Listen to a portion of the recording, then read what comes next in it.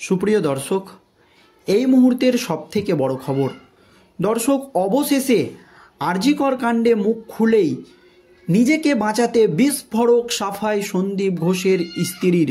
সন্দীপ ঘোষের স্ত্রী যা বললেন নিজেকে বাঁচাতে, তাতে রাজ্য রাজনীতিতে নতুন করে একেবারে শোরগোল পড়ে গেল। নিজেকে বাঁচাতে মুখ খুলেই এবার বিস্ফোরক সন্দীপ ঘোষের স্ত্রী সব বলে দিল কেন্দ্রীয় তদন্তকারী সংস্থার আধিকারিকদের।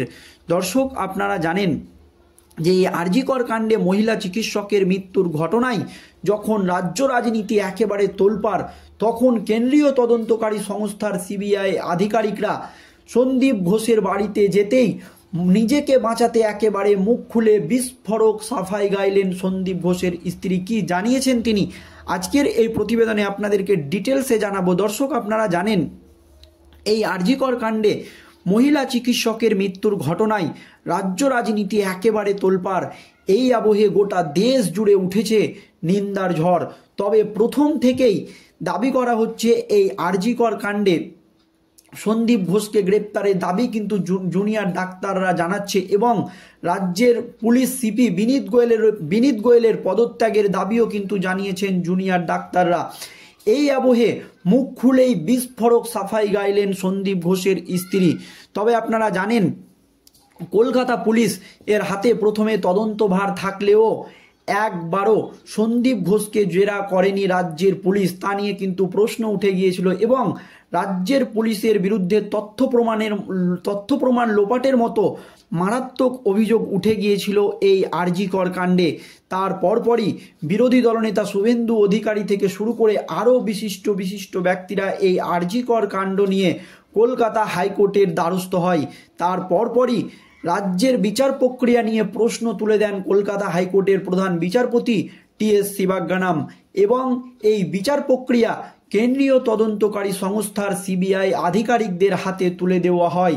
আর সিবিআই এই তদন্তভার হাতে পেতেই একেবারে তেড়ে ফুঁড়ে অ্যাকশন শুরু করে দিয়েছে। দর্শক, আপনারা জানেন তার পরপরই টানা 18 দিন এই আরজিকরের প্রাক্তন অধ্যক্ষ সন্দীপ ঘোষকে জেরা চালিয়ে যায় কেন্দ্রীয় তদন্তকারী সংস্থার সিবিআই আধিকারিকরা। তার পরপরই আর্থিক দুর্নীতির অভিযোগে এই সন্দীপ ঘোষকে গ্রেপ্তার করে সিবিআইয়ের আধিকারিকরা। তার পরপর এবার কিন্তু নিজেকে বাঁচাতে বিস্ফোরক সাফাই গাইলেন সন্দীপ ঘোষের স্ত্রী। যদিও আরজিকর কাণ্ডে জুনিয়র ডাক্তারদের দাবি, যতক্ষণ না পর্যন্ত এই নির্যাতিতা মহিলা ন্যায় বিচার পাবে ততক্ষণ না পর্যন্ত তাদের কর্মবিরতি চলবে। আপনারা জানেন এই আরজিকর কাণ্ড নিয়ে এই মামলা আরও জোরালো হয়েছে, কারণ 5 তারিখ এই মামলার শুনানি হওয়ার কথা ছিল, কিন্তু সুপ্রিম কোর্টের প্রধান বিচারপতি ডি.ওয়াই চন্দ্রচূড় আদালতে উপস্থিত থাকবেন না বলে এই মামলা পিছিয়ে যায়। তার পরপরই কিন্তু এই চিকিৎসকদের তরফ থেকে হুঁশিয়ারি দেওয়া হয় যে এই মামলা যত পিছবে তাদের আন্দোলনের ঝাঁজ ততই বাড়বে। এর পরপরই সুপ্রিম কোর্টের প্রধান বিচারপতির নেতৃত্বাধীন ডিভিশন বেঞ্চ নড়ে চড়ে বসে। যেখানে 10 তারিখের আগে এই আরজিকরের শুনানি হওয়ার কথা ছিল না, সেখানে কিন্তু একটি ডেট ঘোষণা করা হয় যে 9 সেপ্টেম্বর আরজিকর কাণ্ডের শুনানি হবে। তার পরপরই আজ আরজিকর কাণ্ডে যে আর্থিক দুর্নীতি সেই মামলার শুনানি ছিল সুপ্রিম কোর্টের প্রধান বিচারপতি ডি.ওয়াই চন্দ্রচূড়ের ডিভিশন বেঞ্চে।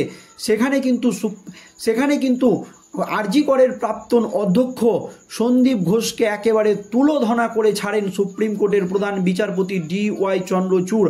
আর এর পরপরই নিজেকে বাঁচাতে একেবারে বিস্ফোরক সাফাই গাইলেন সন্দীপ ঘোষের স্ত্রী।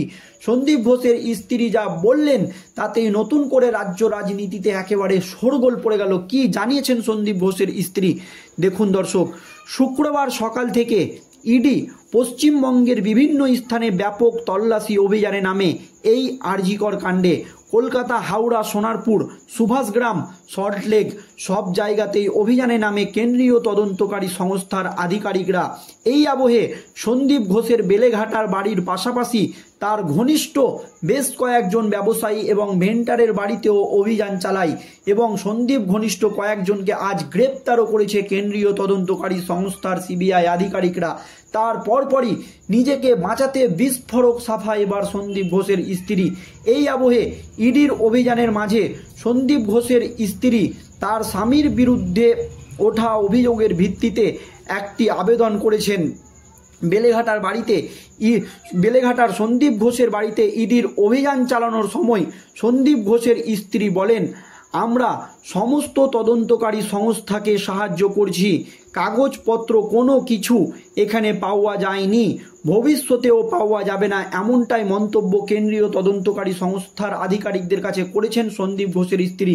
তিনি পরিষ্কার বলেন, আমরা তদন্তে একেবারে সমস্ত রকমের সহযোগিতা করছি, আমাদের বাড়ি থেকে কোনো রকম কাগজপত্র পাওয়া যায়নি, ভবিষ্যতেও পাওয়া যাবে না, সন্দীপ কিছুই করেনি। তার স্ত্রীর পরিষ্কার মন্তব্য, তার স্বামী সন্দীপ ঘোষ কিছুই করেনি, তা আপনারাও জানতে পারবেন। তিনি বলেন, আপনারাও তদন্তের শেষে কথা জানতে পারবেন, প্রমাণ হওয়ার আগেই কাউকে ভিলেন বানাবেন না। সন্দীপ ঘোষের স্ত্রীর বিস্ফোরক সাফাই যে প্রমাণ হওয়ার আগেই আপনারা কাউকে ভিলেন বানাবেন না, এটা আমার আবেদন, বলেন সন্দীপ ঘোষের স্ত্রী। এদিন অভিযানে সন্দীপ ঘোষ ছাড়া আরও 2 ভেন্ডার সুমন হাজরা এবং বিপ্লব সিংকে গ্রেপ্তার করা হয়। তাদের সাথে সন্দীপ ঘোষের ঘনিষ্ঠ সম্পর্ক ছিল বলে জানা গিয়েছে। এই সব অভিযোগের মধ্যেই সিবিআইয়ের বিরুদ্ধে সুপ্রিম কোর্টে আবেদন করলেও শুক্রবার সেই আবেদন খারিজ করে দেন সুপ্রিম কোর্টের প্রধান বিচারপতি DY চন্দ্রচূড়। অভিযানে অংশগ্রহণকারী অন্যান্য সংস্থাগুলির মধ্যে ছিল হাওড়ার কৌশিক কোলের বাড়ি এবং সুভাষ গ্রামের প্রসূন চট্টোপাধ্যায়ের বাড়ি। ইতিমধ্যেই প্রসূন চট্টোপাধ্যায়কে কিন্তু গ্রেপ্তার করেছে সিবিআইয়ের আধিকারিকরা। হুগলির কুনাল রায় এবং সল্টলেকের ব্যবসায়ী স্বপন সাহার বাড়ি, এছাড়াও হুগলির চন্দননগরের পাদ্রিপাড়ার সন্দীপের শ্বশুর বাড়িতেও, সন্দীপ ঘোষের শ্বশুর বাড়িতেও হানা দেয় আজ কেন্দ্রীয় তদন্তকারী সংস্থার ইডি আধিকারিকরা। এছাড়াও স্থানীয় সূত্রে জানা গেছে সুমন হাজরা এবং বিপ্লব সিংয়ের সাথে বেশ কিছু ব্যবসায়িকের সম্পর্ক রয়েছে। ইডির বিভিন্ন স্থানে আর্থিক হিসাব নিকাশ এবং ব্যবসায়িক সংযোগ কিন্তু ইতিমধ্যেই খতিয়ে দেখছে। আর তখনই কিন্তু বিস্ফোরক সাফাই গাইলেন সন্দীপ ঘোষের স্ত্রী। তিনি পরিষ্কার জানান, তার স্বামীর বিরুদ্ধে ওঠা অভিযোগ একেবারে ভিত্তিহীন এবং তারা সমস্ত রকমভাবে কেন্দ্রীয় তদন্তকারী সংস্থার সিবিআই আধিকারিকদেরকে সাহায্য করছে। সিবিআইয়ের আধিকারিকরা এবং ইডি আধিকারিকরা তাদের বাড়ি থেকে কোনো রকম কাগজপত্র পায়নি, ভবিষ্যতেও পাবে না, সন্দীপ ঘোষ কিছু করেনি, এমনই মন্তব্য তার স্ত্রীর। তা আপনারাও একদিন জানতে পারবেন, প্রমাণ হওয়ার আগেই কাউকে ভিলেন বানাবেন না, এমনই মন্তব্য করেন সন্দীপ ঘোষের স্ত্রী। জানিয়ে রাজ্য রাজনীতিতে একেবারে নতুন করে শোরগোল পড়ে গেল। দর্শক, এই প্রতিবেদন দেখে বা আপনারা যা এতদিন দেখছেন এই দেখে আপনাদের কি মনে হচ্ছে? সন্দীপ ঘোষ কি সত্যিই দোষী নাকি নির্দোষ? অবশ্যই আপনাদের মতামত কমেন্ট বক্সে জানাবেন। ধন্যবাদ।